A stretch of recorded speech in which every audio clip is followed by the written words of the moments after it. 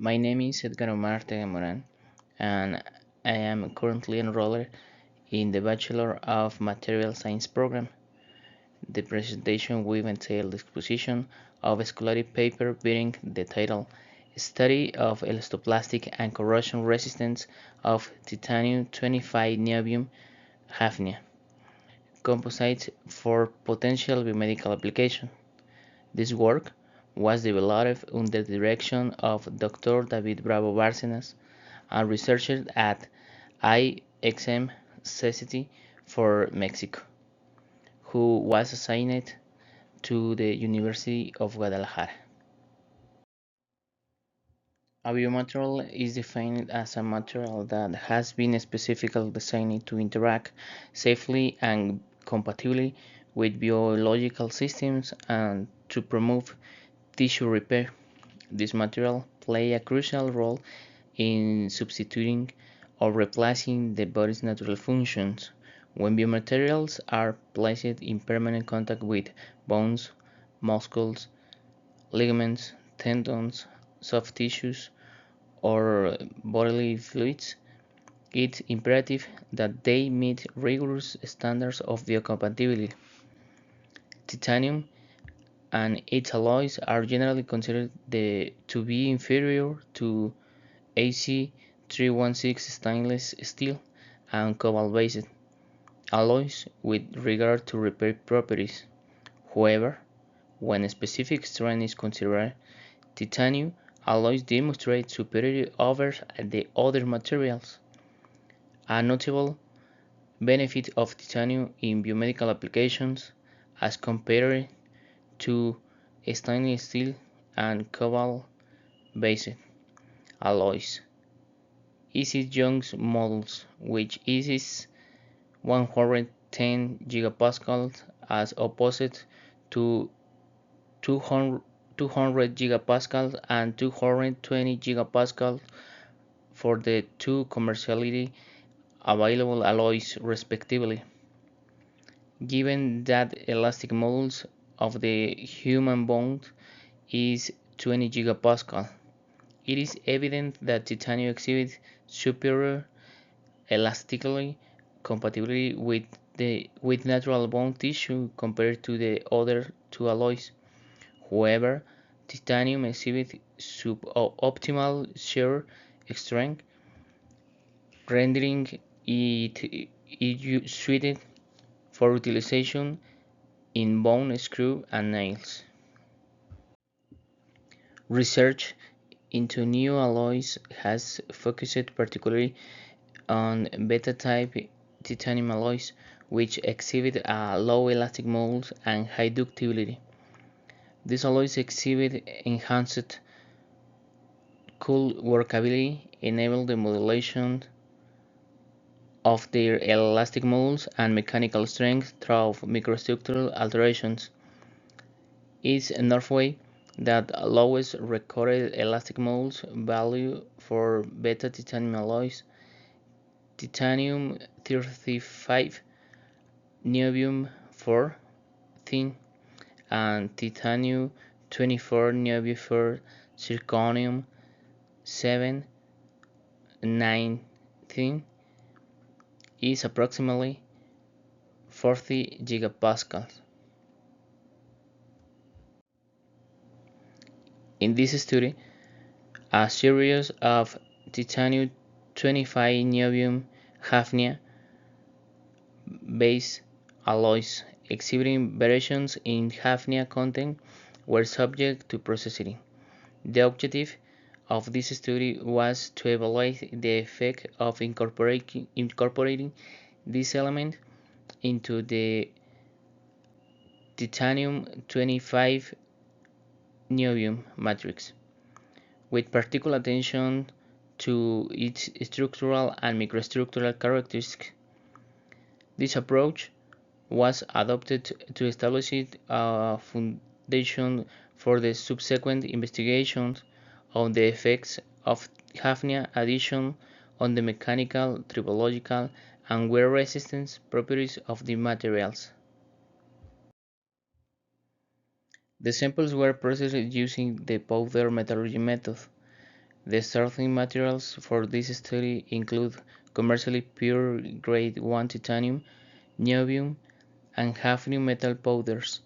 In this study, commercial titanium CPJ powders from Raymore, AP, and C with a particle size of minor 45 micrometers were utilized, along with commercial niobium powders with a particle size of less than 10 micrometers.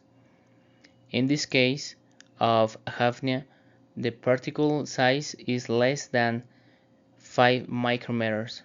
Pure, the amalgamations of powders, their respective weights, were determined through meticulous calculations, following a separate weighing the components. They were combined in amber bottles with the objective to achieve of optimal homogeneity.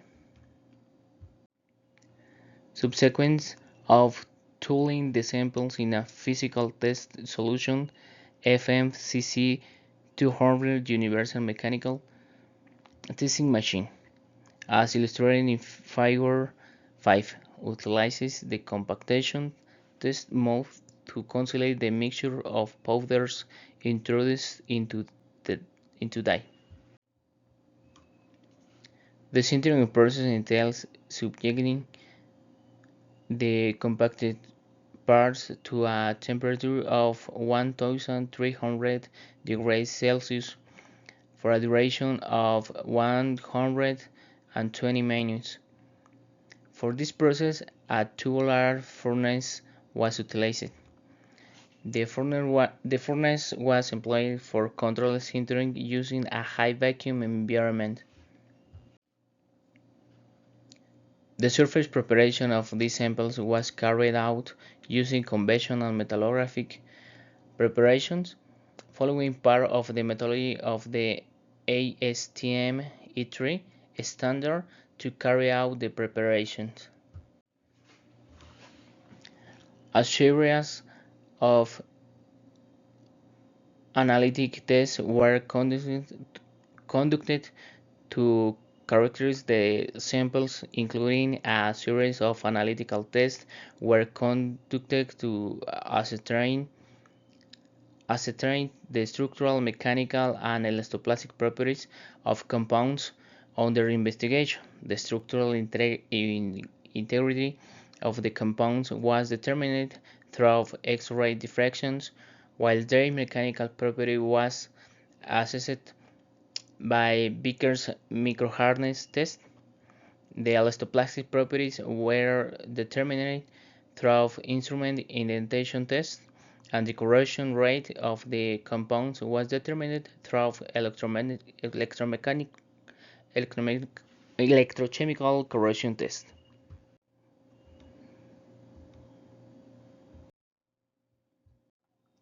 The fabrication of the samples involved the use of solid-state sintering, a process that entailed the application of heat to generate the desired material properties.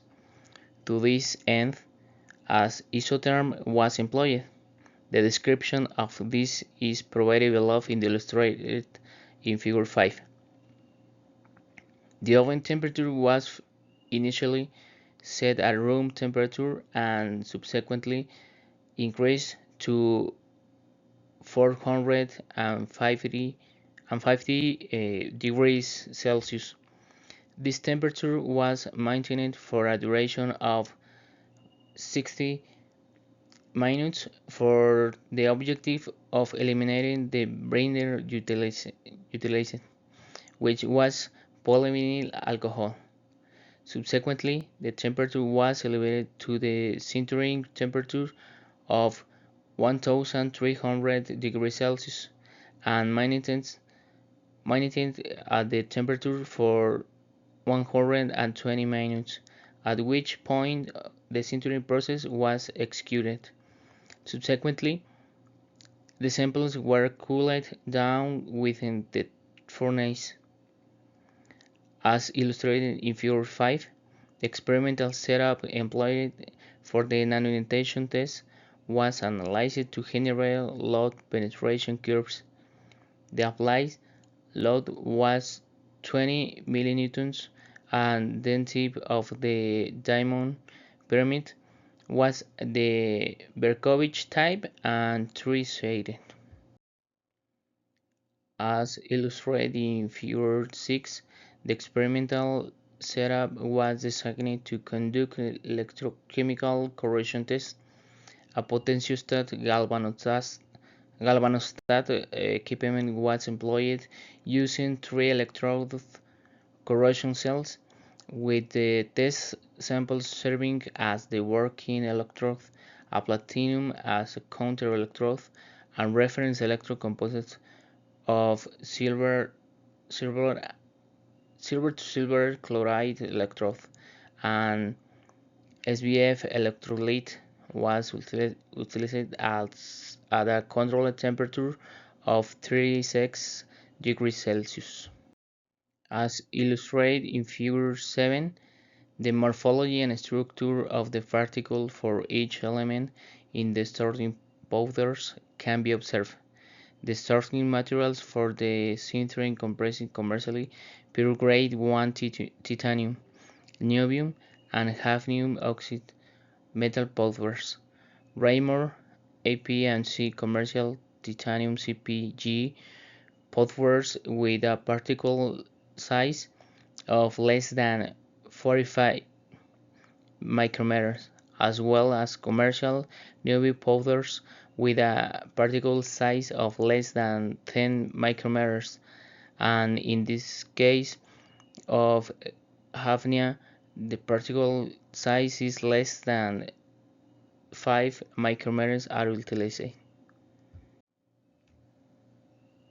Figure 8, the X-ray diffraction characteristics yielded specific patterns. The presence of the primary phases of titanium alpha and beta has been observed, as well as the presence of the hafnium oxide phases, and it has been determined that as the concentration of hafnia increases, the presence of the peaks of the phase also increases. As illustrated in Figure 9, they mention the peak, the characteristic microstructure of sample examined. In the presence of a low concentration of hafnium oxide, equiaxial grains with a characteristic of the beta phases of the titanium are observed. Concurrently, needle-shaped grains of the alpha phase of titanium are present. As the concentration of hafnium oxide increases, the size of the equiaxial beta grains increases concomitantly, and the alpha phases of titanium begins to decrease. Conversely, the enhancement of the porosity of the sample is discerned as the hafnia content rises.